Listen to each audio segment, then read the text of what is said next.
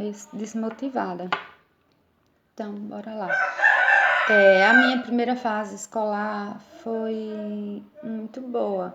Naquele tempo, não havia creche. Eu morava num sítio, não havia creche, nem escolinha assim, maternal, jardim 1, 2, não havia. A gente já ia diretamente para a escola e fazia alfabetização, tinha a cartilha do ABC, aí depois a gente passava para o segundo ano, era assim diante. E lá no sítio era uma escola, com uma única sala, que o professor dividia a sala em duas, e era segundo ano, que hoje é segundo ano, mas naquele tempo era primeira série e segunda série. E a gente estudava junto com adultos também, que estavam se alfabetizando, eram crianças e adultos. Veja como era complicado, né? A gente já começava a conviver com os adultos, já em sala de aula. Aí também eu não tinha idade. Eu comecei cedo, eu fui com 6 anos, porque eu completo o ano em setembro. Aí a professora, que Deus a tenha, que foi minha primeira mestra, ela me colocou sem idade, assim, fora da idade. Ela correu esse risco, porque ela estava se relacionando com o meu tio. Aí ela disse, eu vou colocar escondido da fiscalização. Quando a fiscalização vier, eu digo, é para dizer que tem 7 anos já. Eu fui com 6. Aí nisso eu já fui alfabetizada. Aí com 7 anos eu já fui já estava alfabetizada. Aí já fui para o primeiro ano já sabendo ler, enquanto os outros estavam aprendendo. Bom, aí ótimo. Era uma sala única, né? Só tinha um galpão, um banheiro, a cozinha. Essas escolas típicas do sítio, que ainda existe. Aí era o horário de manhã, né? Aí à tardinha a gente ia buscar lenha na roça.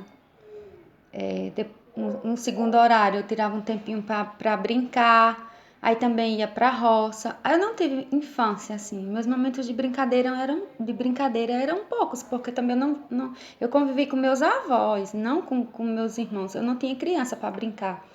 E minha avó era muito assim. Ela me tinha como um bibelô, uma boneca. Ela não deixava eu brincar com outras crianças. Precisava ser muito de bem, como ela dizia. Aí era só o momento da escola, né? Então a gente vivia mais na roça. E eu já fazia tudo de roça logo cedo. E depois eu fui para outra escola, né?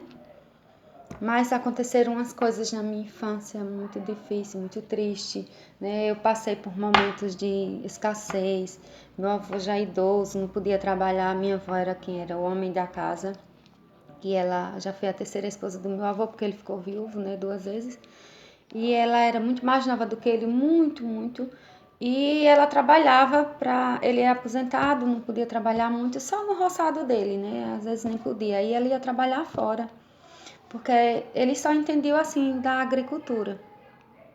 E não tinha ninguém para ajudar, os meus tios trabalhavam fora, mas não ajudavam.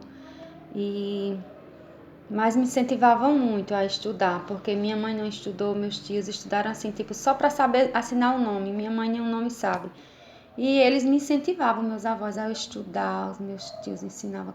Já queriam demais que eu estudasse, eu era muito inteligente. Meu avô, eu lembro quando eu estava começando a aprender a ler, meu avô mandava as outras pessoas ler o que eu escrevia. E ele contava histórias para mim, e eu amava escrever as histórias que ele contava. Aí nisso ele mandava outras pessoas ler, né, para ele.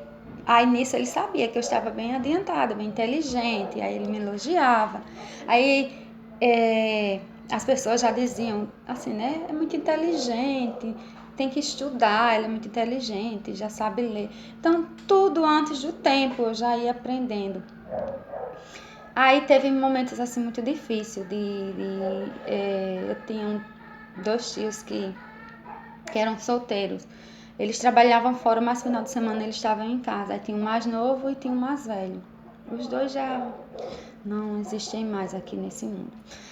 Aí o mais novo bebia, mas não perturbava.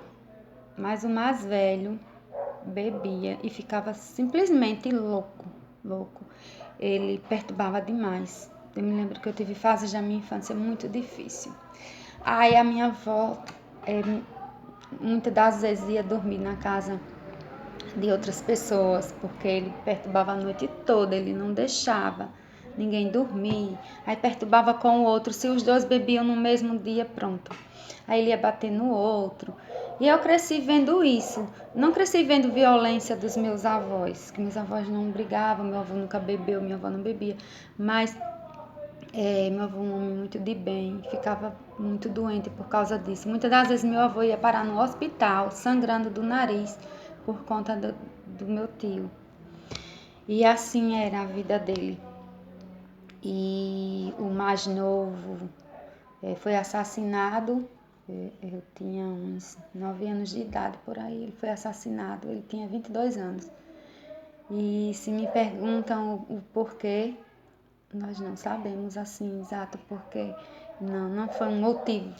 Aliás, não existe motivo para ninguém tirar a vida de ninguém, mas ele foi simplesmente o que a gente ficou sabendo que foi um ciúme do cara lá com uma mulher que era uma prostituta que tava dançando com meu tio e o cara acho que tinha um caso com ela e tirou a vida do meu tio muito jovem.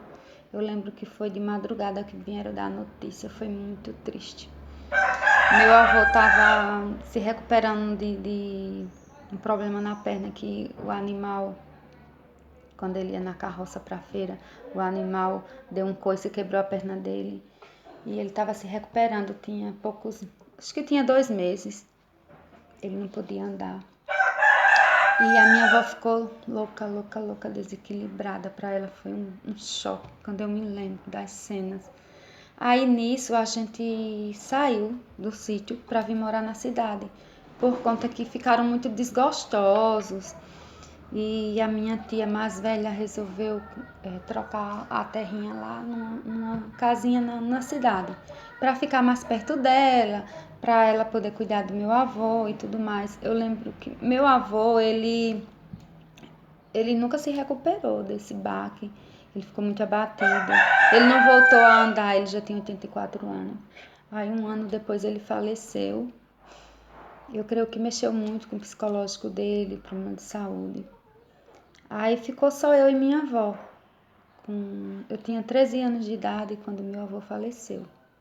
O nosso mundo caiu porque a minha avó não era aposentada e a minha avó não ficou com a pensão do meu avô de imediato. Foi um rebuliço, passou uns 3 meses para ela conseguir se aposentar, ficar com a pensão dele. Por conta que eles eram casados somente no religioso, enfim. Mas ela conseguiu, e nisso a minha tia ficava ajudando a gente, nas despesas minha avó ia lavar roupa, fazia faxina, que ela ainda era jovem, assim. Aí a gente foi se virando até conseguir a aposentadoria, mas sempre foi uma dificuldade a minha vida, a nossa infância. Esse meu tio, ele sempre nos dava dor de cabeça, ele nos perturbava sempre, sempre, sempre. Nós tivemos que ir para Maceió morar um tempo com a minha tia para ver se ficava bem assim, né, se desaparecia. Ele não morava com a gente, mas ele amava nos perturbar. Quem conhecia ele sabia que ele amava nos perturbar, ele quebrava a nossa porta, ele esculhambava, a gente tinha que sair às pressas de casa, abandonar a casa para não acontecer nada com a gente. E assim foi a minha infância toda, a adolescência. Eu vou contando assim por etapas, sabe? Mas foi muito difícil, muito difícil. Eu atrapalhava os meus estudos, eu chorava. Eu fui pegando assim um nervoso, uma ansiedade, uma gastrite, que eu dizia que era gastrite nervosa, mas já era ansiedade. E eu nunca cuidava, não entendia e sofria. Eu era magrinha, porque às vezes, quando atacava a ansiedade, que eu não sabia o que era ansiedade, eu não comia, meu estômago embrulhava de tanto desgosto. E eu ficava me perguntando, meu Deus, por que eu sofro tanto? E eu não tinha para onde correr. Eu não queria abandonar a minha avó, porque ela só tinha a mim. E a gente era uma junto da outra, sofrendo junto. E eu nunca quis morar com a minha mãe, porque a minha mãe também era muito estressada, muito nervosa, batia nos meus irmãos. E eu não gostava do ambiente onde ela morava. Ela não me criou, também gostava da minha avó. A gente às vezes até discutia e tudo, que ela me prendia demais. Ela não queria, ela tinha morrido de ciúme de mim. E a minha avó era muito brava, ela com as palavras ela me magoava muito, com as atitudes, mas eu sempre estava com ela. É assim, é aquela missão que Deus tinha preparado para minha vida, para mim cuidar dela. E nisso eu não tive namorado e tudo, mas não casei. É assim, Deus estava preparando para mim cuidar dela. Talvez se eu tivesse me casado com quem eu queria casar ou outras pessoas, eu não tivesse ficado com ela. E depois do passar dos anos, tudo que aconteceu, o problema de saúde dela, como ela precisou de mim, tudo, eu vi que foi o agir de Deus para mim. Nunca se desligar dela, para ela estar sempre comigo. Então era assim, eu vivi a vida toda morando com ela, passando tudo junto com ela. Mas quando, no final da vida, sim. Aí depois ela conseguiu a aposentadoria dela, eu batalhei, né, pra gente com advogados e tudo para ela se aposentar por idade, que ela já tinha passado. Aí a nossa vida melhorou mais. Aí depois eu adquiri a minha casa, aí a dela ela alugou. E depois ela vendeu para dar parte dos filhos e eu tive a minha, né? Minha própria casa. E levei ela para morar junto comigo. E cuidei até o último dia dela, né? Que ela faleceu por conta de um CA nos lábios, porque ela fumava cachimbo e isso.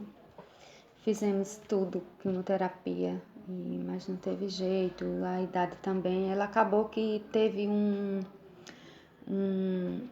uma pneumonia, uma bactéria, a quimioterapia foi debilitando ela e foi tanto sofrimento, eu sofri demais. E eu disse, meu Deus, seja feita a tua vontade, porque foi muito sofrimento, era noites de sono, semana em hospital, e eu com a minha filha pequena, olha, foi difícil, a minha vida foi difícil, mas não era nem para estar falando nesse vídeo, mas aí eu fico sempre pulando as etapas, mas depois eu vou falar mais disso com mais detalhe. Então é isso, tenham todos o galo cantando um bom dia, e eu volto com outro vídeo, né, outro tema.